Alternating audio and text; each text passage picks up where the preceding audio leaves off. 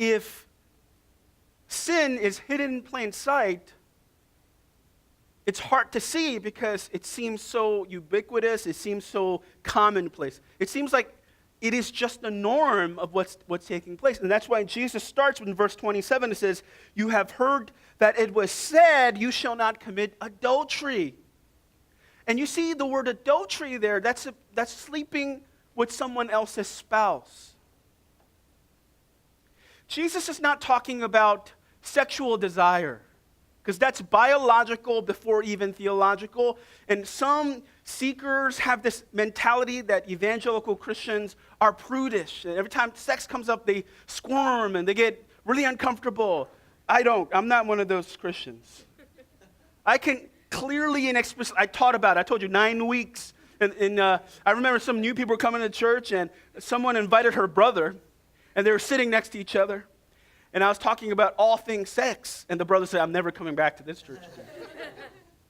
One of my mentors in seminary said, you have to be horny but holy. And I was like, that is the biblical description of holiness. You see, before I move on to the text, I want to help you disarm the idea that God is somehow against sex. Biologically, God created the desire. I hope that when you're married, in the context of a committed, loving marriage, that your sex life is awesome. And you're like, man, this is getting uncomfortable today. But God created it for a reason. It's not just for procreation. So this text is not going into feelings of sexuality.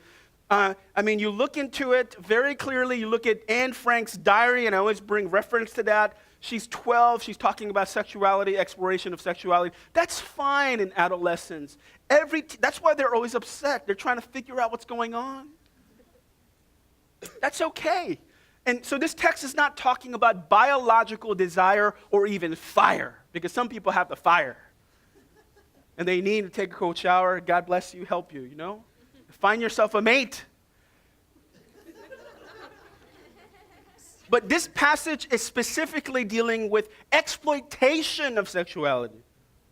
There's a difference, a big difference. Having desire, fire desire. Being horny is not a sin. You're like, really? Yes, it's not. Because that desire is put in by God to love and to cherish your other. This passage is talking about exploitation of intrusion of the other.